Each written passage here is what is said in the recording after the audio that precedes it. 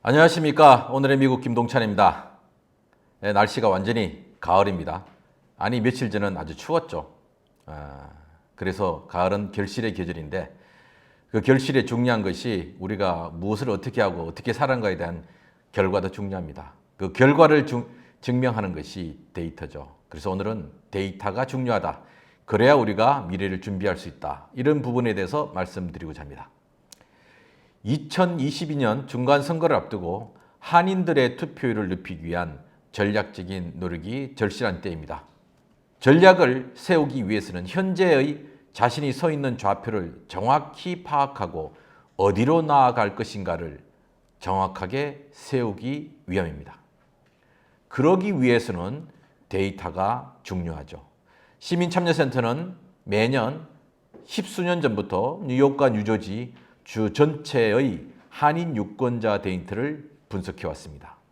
이 분석은 구체적인 데이터를 가지고 우리 한인 커뮤니티의 현 주소를 파악하고 이것에 바탕하여 한인들의 결집된 힘을 어떻게 만들어낼 것인가 이런 고민을 하기 위한 노력입니다.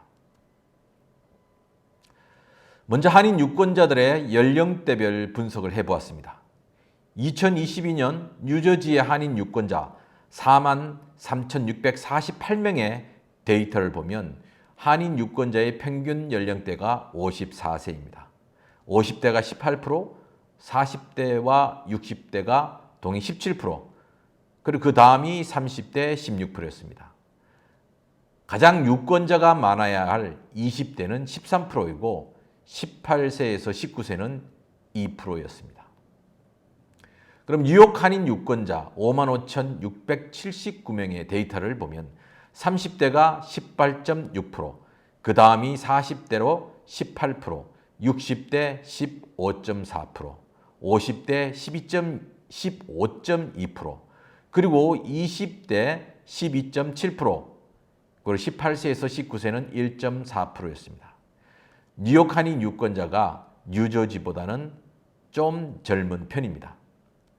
데이터 분석을 통해서 한인들의 정치 성향도 볼 수 있었습니다. 뉴저지 한인 유권자들의 정당 선택은 무정당이 46%이고 그 다음이 민주당 40%, 공화당은 14%였습니다. 이것은 뉴저지에서는 당적이 없을 경우 예비선거 당일 자신이 원하는 당을 선택하여 투표를 할 수 있기 때문에 특히 젊은 층들이 정당을 선택하지 않고 무정당을 제일 많이 선택한다는 것입니다. 특정 정당을 선택할 경우 예비선거에서 그만큼 선택의 폭이 줄어들고 양당에 또한 규정을 받기 싫어하기 때문이라고 볼 수 있습니다. 그러나 뉴욕은 완전히 보수적인 예비선거이기 때문에 오래전에 이 유권자 등록을 특정 정당에 해야만 예비선거에 참여할 수 있습니다. 그래서 민주당이 압도적으로 많은 50%, 그 다음 무정당이 32%, 그리고 공화당이 15%였습니다. 뉴욕과 뉴저지 한인 유권자들은 압도적으로 민주당 성향을 가지고 있다. 이렇게 볼 수 있습니다. 데이터 분석으로 한인 유권자의 지역 이동 흐름도 볼 수 있습니다. 뉴저지는 한인 유권자의 60%가 버겐 카운티에 거주하고 있습니다. 반면 뉴욕은 5개 보로 중 퀸즈가 압도적으로 제일 높습니다. 그 다음이 맨하탄, 브루클린, 나소 카운티 이런 순입니다. 여기서 눈여겨볼 것은 맨하탄과 브루클린에 거주하는 한인 유권자가 해마다 늘고 퀸즈는 정체하고 있다는 것입니다. 이렇게 한인 유권자 데이터를 보면 한인들의 이동도 한눈에 확인을 할 수가 있는데 뉴저지는 불과 몇 년 전만 하더라도 한인 유권자가 2만 명 조금 넘었는데 지난 5, 6년 사이 4만 3천 명으로 늘어났습니다. 상당수의 한인들이 뉴저지로 대거 이동을 하고 있다는 것입니다. 이 중에는 뉴욕의 한인들이 상당수가 있습니다. 앞으로 한인 커뮤니티에 결집된 힘을 만들기 위해서는 20대 이하의 연령에 대한 유권자 등록이 대단히 중요하다는 것입니다. 20대부터 그 이하 만 18세부터 유권자 등록을 할 수 있는 이 나이대가 어떻게 보면 인구가 제일 많기 때문에 유권자가 제일 많아야 할 것입니다. 그런데 뉴욕과 뉴저지 모두 30대부터 60대가 전체 유권자의 주류를 차지하고 있습니다. 어쩌면 유권자가 가장 많아야 되는 이 20대 유권자들의 지지율이 등록률이 낮다는 것에 대해서 우리 한인 커뮤니티는 모두 다 고민을 하고 대책을 세워야 할 것입니다. 유권자 등록을 할 수 있는 만 18세 이상 20대는 대부분 학교에 있거나 사회 초년생들이기 때문에 커뮤니티와 연결된 부분이 거의 없습니다. 그렇기 때문에 커뮤니티 차원의 캠페인이 이들에게 전해질 수가 없습니다. 그래서 제일 중요한 것은 부모들의 역할입니다. 부모들이 자식들에게 유권자 등록의 중요성을 이야기하고 그 자녀들이 유권자 등록을 하게 해야 할 것입니다. 그리고 커뮤니티 차원에서 20대를 위한 프로그램을 개발하고 이들에 대한 투자를 계속해야 됩니다. 그래서 시민참여센터는 오랫동안 한인 커뮤니티의 고등학생들 대상으로 하는 인턴십 프로그램을 진행하고 있습니다.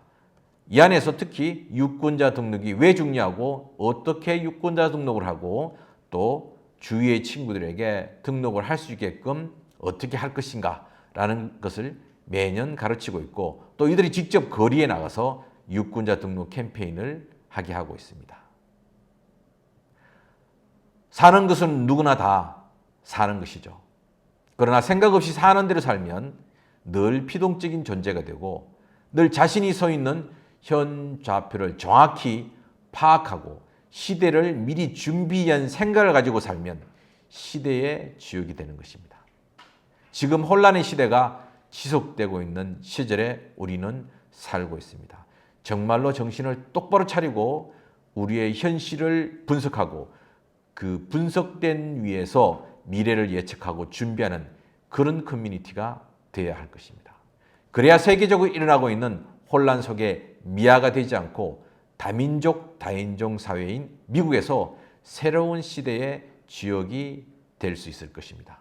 그리고 지금 우리에게 중요한 것은 20대 이하의 새 세대 한인 청년들이 유권자 등록을 하게 무엇을 해야 할 것인가 고민하는 것이라고 생각합니다.